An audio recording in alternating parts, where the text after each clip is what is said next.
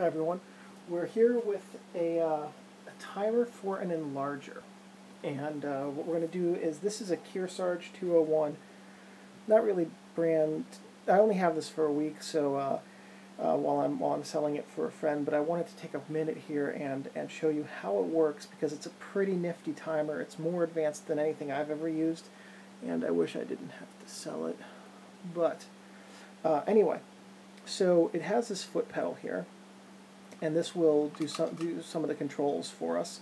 This is nice because you can just set it on the ground and then you don't have to constantly bend back and forth and bend over to adjust settings and tell something to start. It allows you to do a little bit more automation. The first thing to notice here is you've got a switch here, times 01 and times 1. That relates to these dials.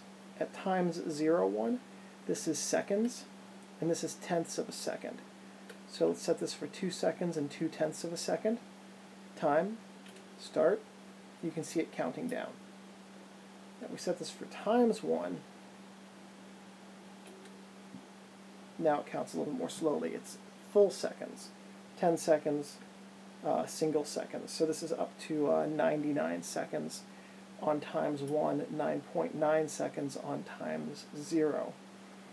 Focus, what that does is that bypasses this switch altogether and runs power to your enlarger to allow you to focus the entire time. It's a constant power supply here.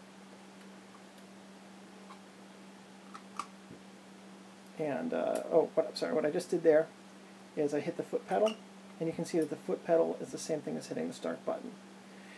And the way that what these are good for is that they allow you to do very precise timing. For instance, the timer that I use, it has minutes and seconds.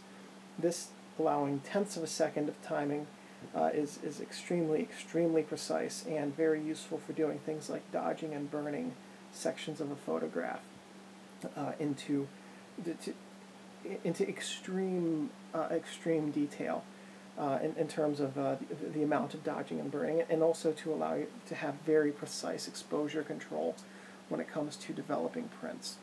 The most basic type of darkroom enlarger controller is just a clock with hands that you set, hit start, and then a buzzer will go off, and that will tell you to turn off the enlarger.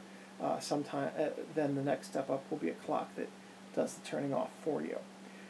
Anyway, this is how this one works, and it's a pretty nifty little device, so I wanted to share it up here.